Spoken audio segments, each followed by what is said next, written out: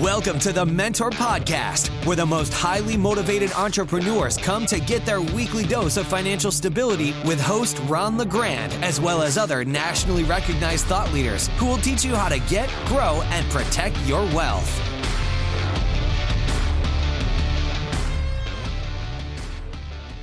Well, hello, everybody, and welcome to another edition of the mentorpodcast.com. I have with me today Mr. Stephen Hall, and he's going to bring us up to date on how we can go awry of the IRS, which is one gorilla I don't want you dancing with. That's the purpose of this podcast today. And also how you can save taxes as a landlord and a bunch of other subjects we're going to get into along the way. So we're going to use every minute we got. Stephen, I think I'm going to let you tell them about you because you know more about you than I do. Thank you, Ron. Thanks again for inviting me on this podcast. I'm happy to be here today. So good afternoon, everyone. My name is Stephen Hall. I'm an enrolled agent, and our organization is Robert Hall and Associates. We're a family business. We've been practicing for over 4 decades, and we eat, sleep, and breathe taxation for landlords and folks that love to do projects and deals in real estate. Better you than me. Okay. I feel sorry for you guys if you eat, breathe, and sleep. Tax code. All right, well, let's get started here. You're going to tell us first about some of the penalties that we need to be aware of, especially those folks coming out of a job and going into business for themselves where they used to have all their taxes taken care of by their employer. So tell us what we have to do so we don't get tapped by the IRS. Thank you, Ron. So what's happening today, as we're all aware of, the artificial intelligence revolution we're all experiencing, it's like the industrial revolution. The Internal Revenue Service, which is part of the United States Treasury Department, is investing heavily their money into AI tools. And their goal is with AI is to start kicking out letters to taxpayers that don't comply with the rules and regulations. So one of the simple regulations as landlords you have is when you pay your gardener or you pay a plumber or an electrician, it's going to be important at the end of the year that you make sure you have those folks complete a 1099 form, which you want to send to each one of your vendors. And you want to make sure you get what's called a W-9 form completed by all of your vendors before you pay them. So that way you could 1099 those folks at the end of the year, which will just simply summarize the information they gave you on the W-9 form, along with how much money you paid them from January to December for that calendar year. And the reason why that's going to be important is this AI systems are going to start locating folks that sent 0 1099s, yet report expenses on their tax filing to send penalty notices. And they're going to ask folks, why did you send a 1099? Yeah. What do you have anybody that's not incorporated that should have received a 1099? And from a government perspective, it's brilliant because how much manpower does that require? Yeah. For the letters to be filled out, Ron? With AI. Now, do I have to send a 1099 if a company did something for me? If it's a company that's incorporated and they're taxed as a corporation, the answer is no, you don't need to. Okay. Meaning an LLC or a C Corp, either one, or even an S Corp, right? Well, no, an LLC can be taxed 4 different flavors. They can be taxed either as an individual, as a partnership, or as a corp or an S Corp. And LLC, some cases, LLCs do require a 1099. Well, then when does an LLC require a 1099? I don't know how they report, nor do I care. Exactly. That's why we need that W-9 form where the vendor needs to fill it out and check the box that they're an LLC taxed as a corp or as a partnership or as an individual. Because if they're taxed as a partnership or as an individual, we need to make sure they get a 1099 at the end of the year. Mm-hmm. Or it might just make sense to send everybody you pay to do something for you a 1099, huh? Exactly. So if you 1099 every vendor out of your computer system, then you don't have to worry about it. Then you've checked that box for compliance purposes. Boy, it's scary to think they got AI doing that right now. Most people have no idea how powerful AI is. And they literally will find it now without even spending money on agents, won't they? That's exactly what they're doing, Ron. Is they're focusing a couple $100 million of their budget on AI right now to find out where the gaps are in the system, because they see the shadow economy is driven from folks that don't get 1099s. So they figure if they penalize the folks that don't issue the 1099s, those folks will start 1099ing their supply chain, and then that supply chain that never received the 1099 will start reporting their income voluntarily. So what's the penalty if I don't file a 1099? It's only $75 per 1099, but it's per year. So it could go into the tens of thousands of dollars by just simply not filing their forms. How far can they go back to find out? Good question. The statute of limitations is 3 years for the federal government. So I could get tapped for the last 3 years. I didn't send a 1099 times 75 times however many people I paid. Correct. So if you have 30 vendors, for 3 years plus penalties and interest, your penalty notice could be over $10,000. Wow. Okay. Well, that's good to know. Although it's not what I want to hear. Okay. Now, as an entrepreneur, I know I got to pay my taxes quarterly. Would you dwell on that, please? And what happens if I don't? Great question. So as an entrepreneur, what you're referring to is when you make a profit every quarter, the government wants a piece of the profit on a quarterly basis. And the government, depending upon the interest rates, have a floating chart of how much they will charge a penalties if you don't pay the estimated taxes. So the old saying, they could have you collect the money now or collect it later. So if you don't pay it every quarter, they'll charge you an underpayment penalty of maybe 1 to 2% of your earnings. However, some folks would rather just pay the penalty and just pay everything in April at the time the tax is due with the penalty, because they could use those funds as a borrowing source for projects that they're doing. Yeah. So how long of a time after the quarter is over do I have to pay for that quarter without getting penalized? So the quarters are 15 days typically, but it's not that simple. It's unfortunately the rules are not straightforward like that. It's the quarterly deadlines are for estimated taxes is April 15th, June 15th, September 15th, and So it's 15 days January after 15th. 15 days after the end of the quarter. Not necessarily, because September 15th is in the middle before 15 days before the end of the third quarter. So they confuse everybody with these dates. All right, let me do this again then. You got 3 times during the year, but do I have to pay? Well, okay, in September, I'm paying for the previous 3 months. So do I have to pay one for the fourth quarter since I'm filing my tax returns next year? Yes, so the fourth quarter deadline for example, we just finished 2023. So the first quarter deadline for 2023 for the fourth quarter for 2023 is January 15th of 2024 for the last quarter of 2023. Well, so then it is 15 days after the end of the quarter. For that specific quarter. But when you look at September 15th, the deadline, they're focusing on 15 days before the end of the third quarter for their September 15th money. So it's due September the 15th for the previous months. Why is that? It's because that's the rule they created a long time ago. There's no logic. And which is why we're here today, Ron, because there's some of these rules, the common sense just is not in the equation. All right. So tell me, what else do I need to know about the IRS coming after me? And what should I be doing that may not be doing?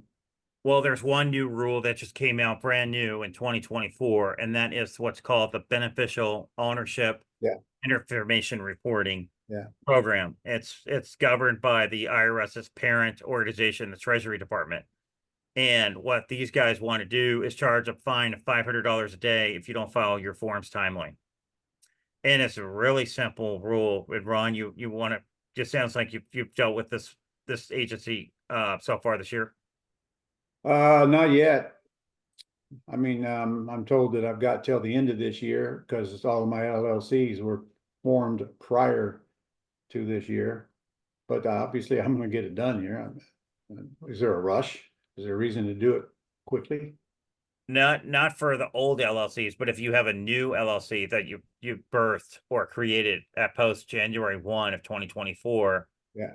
the agency is only allowing you 90 days to file the form. Well, smart thing to do would be file it at the same time you get the LLC. I'd guess on that. It's just another piece of paper. That's right. And it's just a simple piece of paper. It's free, but the key is to file it and make sure you keep that confirmation number and get it in your filing system. So that way you prevent that $500 a day fine. All right, so that applies to C corps, LLCs, S corps. What else? LLC, C corps, S corps, as well as any form of entity that you may own or control outside of trusts. Outside of trust? Outside of trusts, correct. Does not apply to trust. That's what they say at the moment, but there is talk that they're going to update their rules and regulations on the word trust and how they're defining those rules. Yeah, keep me posted on that. See, because people take title in land trusts when they're hanging around me. And we don't want to disclose the beneficial interest. That's one of the big reasons to have one. And most of their land trusts are owned by LLC, so I know we'd have to disclose the owners of that. But Correct. So on the website, it says here that business trusts are required to file the forms. mhm. But if it's an other legal entity, including certain trusts, are excluded if they are not created by the filing of a document with a Secretary of State. That would be the land trust then.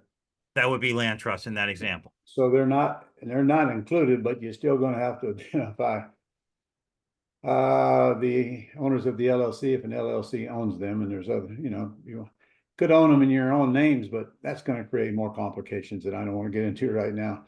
All right, so tell me, as a landlord, what kind of tax deductions do you see many of them are not taking that they could? Great question. As a landlord, you can manage your properties, and folks are using their cell phone to communicate with tenants or their property management company. They're driving to the properties to govern the property. That's all tax deductible. And believe it or not, Ron, lately I've been seeing folks are not even deducting their umbrella insurance policy that they take out to cover as riders on their rental properties, and those are deductions. A pro rata portion of the premium could be deductible Mhm. on it. The reason why I bring that up is insurance. I don't know about you, Ron, but are you seeing a big increase in insurance cost? No, not here in Florida, Steve. That was a joke. In fact, they're increasing so much that it may make a difference whether you even want to buy a piece of real estate or not. And I mean, like, double, and sometimes more than that in places, especially if there's anywhere near water. But even if they're not, like my policy on my home went up 25% in just 1 year. But that's a big hit for most people. And so I know you can deduct the insurance, but what was the point there? No, I agree. I mean, it's got to be a profitable business. That's why we're all in the business of in real estate, to make a profit, not just to break even on the operations. And but again, I mean, umbrella policies have gone through the roof, and that's how I'm finding out some clients have had policies they'd never told us about, and these policies are in fact a deduction on their filings. Well, what I tell them, I mean, we talk about this in my training, the 4-day training, of course. And I tell them, look, if it looks like it has anything to do with real estate, investment properties, deduct it. And then, of course, most people never thought about deducting their automobile, and I also tell them you can't deduct all of that. So see your CPA, but you can deduct most of it. Okay. And that's a point. It's a point that we need to keep bringing up because people don't think like that. They just don't have the need until somebody brings it up to them. And they've been paying taxes all along on stuff they should have been deducting, including all the training and the travel that goes with the training. Ron, you're absolutely right. I mean, the key rule is that a long time ago, the government created a rule called Section 162, which means whatever's ordinary and necessary in the course of business is a tax deduction. So what you're describing in your training is that it's ordinary and necessary for them to grow their business. So any activity you do to grow your business as a landlord or as a real estate flipper or, as a real estate agent would be a deduction because it's helping you grow your net worth in the portfolio. Yeah. Okay. All right. So, I forgot what I was going to ask you now. So what else do you want our listeners to know while we're watching? I mean, there's so many things we could talk about here. I know, and that is the part of the tax code that says that you have to actually be active for X number of hours to get depreciation. Yes. So let's talk about depreciation for a second, because a lot of folks get confused with what the heck that word means. So depreciation is just the IRS is giving you a portion of the building that sits on the land where you can deduct a portion of it over a period of time.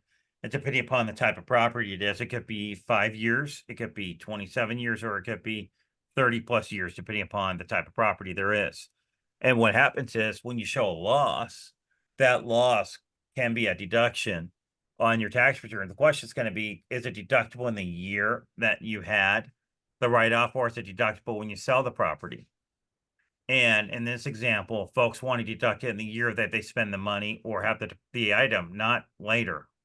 And the way you could do that is if you make over $150,000 a year from other sources of income, the government's going to say, time out, you can't deduct it. However, you could save that write-off for the future. The way around that rule is if you spend over half your time or 50% of your time in real estate and over 750 hours in real estate, you're eligible to deduct that loss against your other sources of income. Mm-hmm.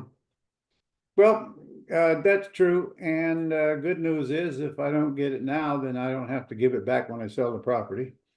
So there's always some upside here.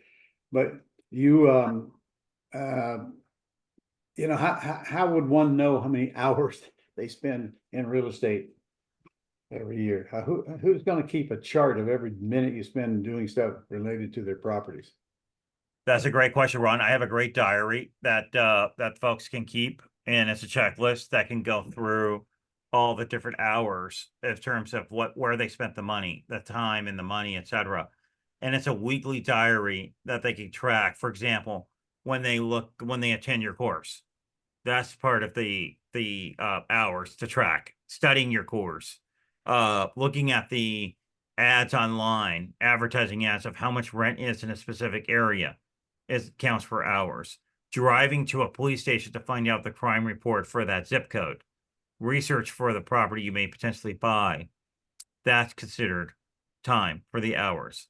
So all these activities could be consolidated on a weekly checklist. So that way, over a 52-week period, you can track your 750 hours. And I have a checklist. I'm just opening it right now. It's 57 lines long that allows people to easily just check off how many hours they spent in each category to satisfy that rule.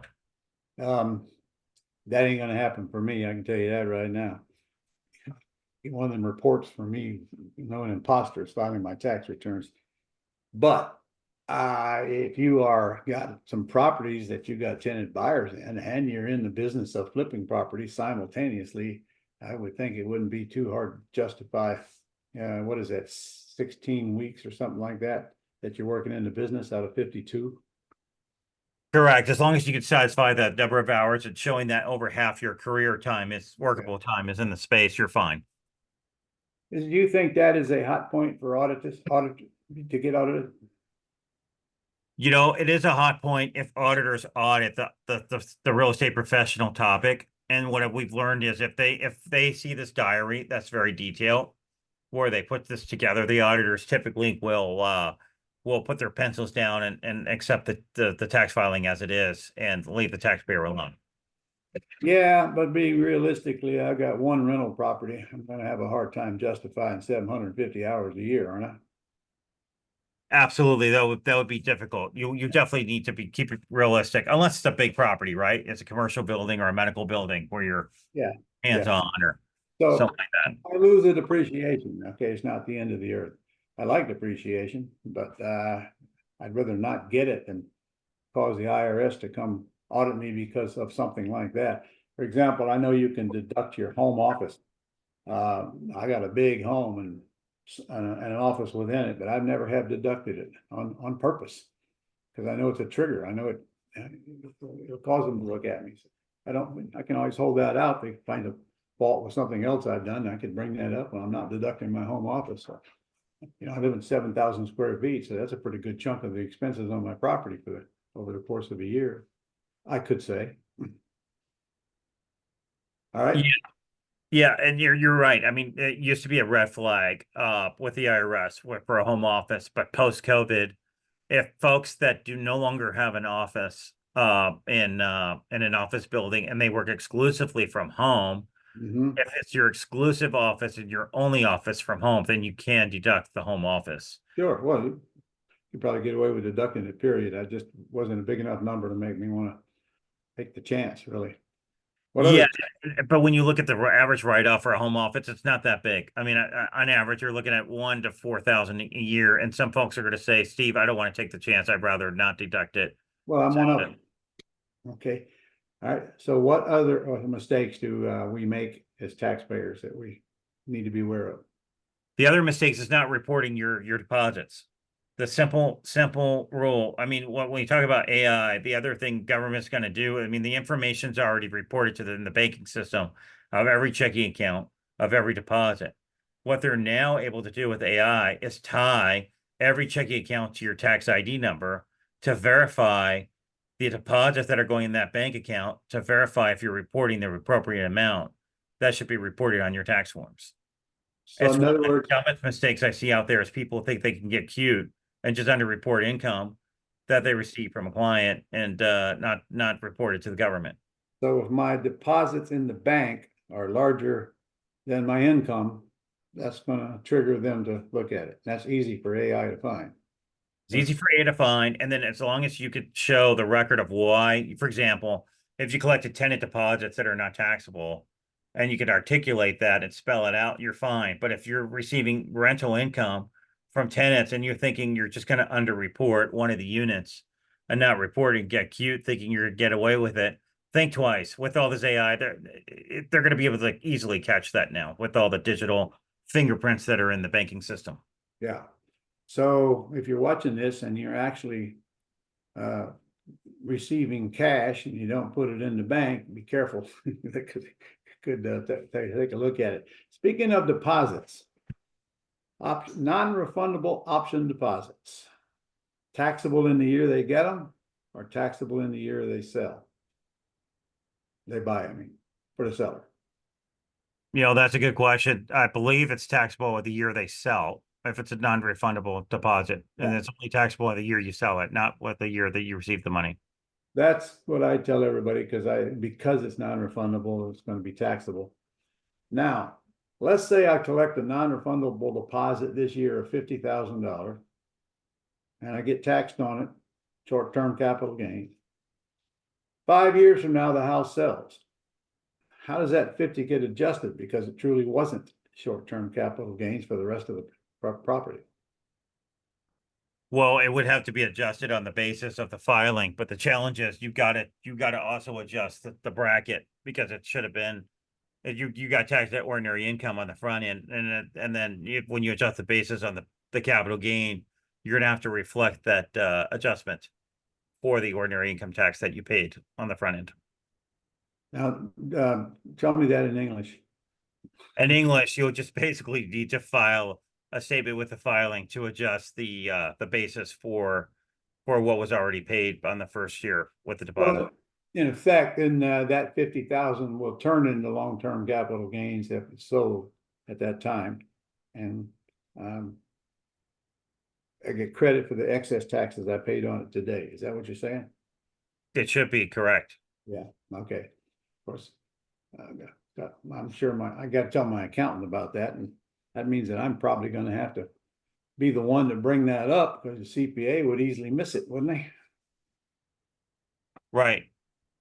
Yeah. That could potentially be the case on the deposit income. Okay. What do you see happening in the coming future? What's going to Well, happen? it's really simple. I mean, with AI coming on board, Mhm. you don't need as much manpower to enforce the tax regulations. It's just going to come down to, if you follow the rules, like the beneficial ownership report, and file your forms on time, and report your income properly, you're going to be fine. It's just with all the digital footprints out there, the government's going to make more money on penalties than on auditing people. It's because for every case that they audit, they're, after you factor in all the manpower, they're not making that much profit unless you're considered a high net worth person with Mhm. 10 million in assets or more. So their IRS is realizing they're more profitable on the 10 million in assets plus folks versus the folks that are under 10 million in assets. Yeah. Okay. What do you think is going to happen to our economy here this year, next year? I think over time the interest rates are going to have to go back down, because it's the only way to stimulate an economy. That's number one. Number two, the economy is slowing down. I'm seeing my clients retract on spending Mhm. by at least 30% because their clients are not spending as much. So, Like, and we're seeing that across every sector. same thing is happening with us. We're seeing the same thing, Ron. Yeah. Okay. So, what do you think is going to happen this year? Have they got any big changes that they're going to um, get through this year that would affect us on taxes? Well, I mean, we have an election year, right? So all of our politicians are focused on getting reelected.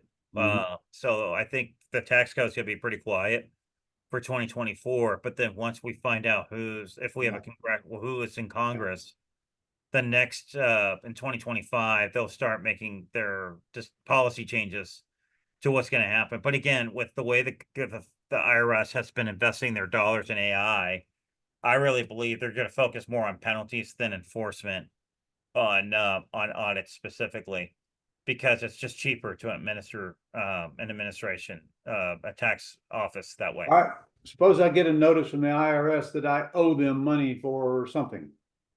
What do I do with that notice? Do I contact the IRS and have a chat with them, or I send it directly to my CPA and let him handle it, or her handle it? I always recommend you to talk to your tax advisor, your CPA or enrolled agent, to review the file to see if it's accurate, because Okay. majority of these letters could be erroneous. For example, if you sold some stock because you inherited stock and you didn't report the inheritance, the government will say, hey, you owe $30,000 on $100,000 worth of stock that was sold. But the reality is, it might have been a tax-free sale, but you got to communicate that with your forms to zero out that bill. Well, I don't know about you, but I've gotten several invoices here in the last year from them, and they were just totally wrong. I didn't even owe the money, and my CPA pointed it out to them, and it was over. But they act like there's no cohesion there. That the right hand don't know what the left hand is doing for some reason. All of a sudden, are you experiencing that or not? No, you're absolutely right, Ron. That's AI. Because what happened was the computer system pulled data from one data source and then Mhm. kicked these letters out of the system without a human being looking at it and Mm. sent you a bill. And then it's up to you as the taxpayer to decide whether you want to contest it with your CPA or to just pay the bill. And unfortunately, a lot of our public still get afraid of communicating with the IRS and pay the bill anyway. I know. I get it. Well, I think you and I just made the case that if you get a letter from the IRS, never, ever talk to them. Send it directly to your CPA and let him or her handle it. And it very well may turn into nothing. Uh, so hard to get people to actually do that. Well, if I don't have a CPA, well, now's a good time to find one, because you do not want to be dealing with the IRS on your own. Don't want to dance with that gorilla. They got Well, more not only money that, than you. Ron, I mean, the IRS, I mean, there's a lot of good people inside the IRS. They're just trying to do their job, right? And the Yeah. challenge is they're overworked and understaffed. And Mhm. so they need help. So if you have your CPA communicate with the IRS, it's going to save them time because they'll be able to say, here are the 3 items you need to zero out the computer system. Yeah. And the IRS will be thankful for you to have somebody help them to make to close the file out faster anyway. Well, that's good to know. It's good to know they actually want me to do that. But, Well, I mean, unfortunately, so many of these folks are retiring. yeah. And they're not hiring new folks fast enough. So, and when you hire a new person, as we all know, it takes time to learn software and systems and processes and procedures. They're just not staffed up properly to handle all these notices. All right. Well, I understand that you got, you want to tell people how to get a hold of you? Definitely. So our website is roberthalltaxes.com. And if you have any questions, you can always reach us at roberthalltaxes@roberthalltaxes.com. Okay. You got anything you want to give away to our listeners while we're on it?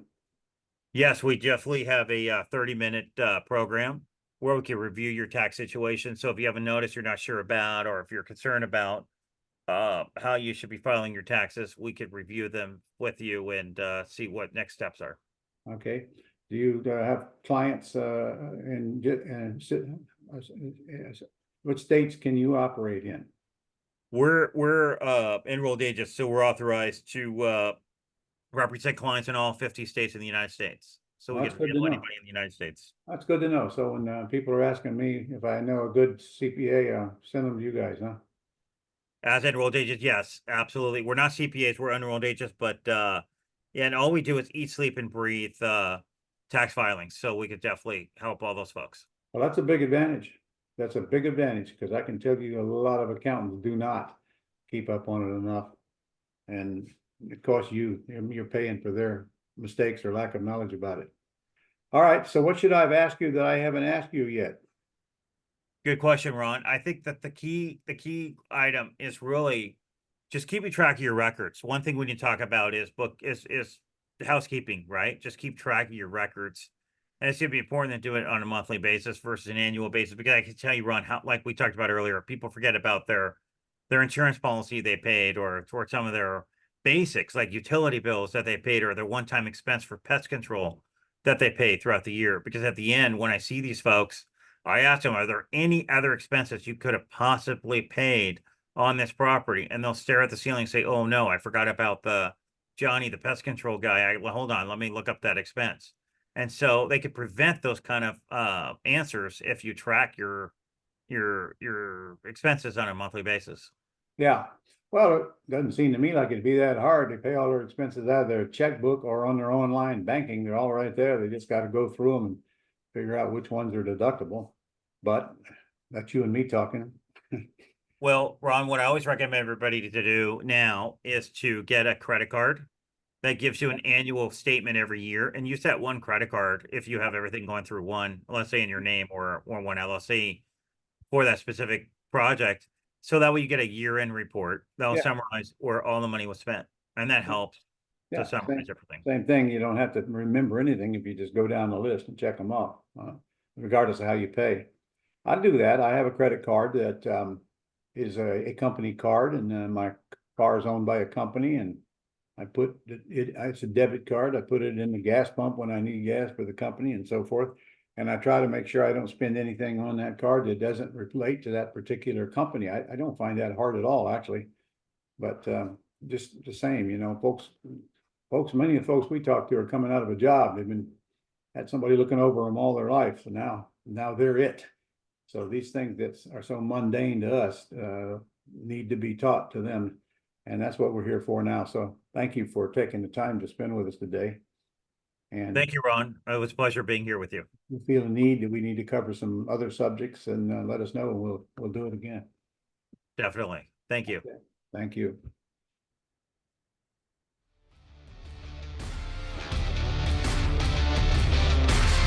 That's all for this edition of the Mentor Podcast. To connect with Ron and learn how you can attain financial freedom, as well as up-to-date strategies to grow and protect your wealth based on today's discussion, go to www.connectwiththementor.com.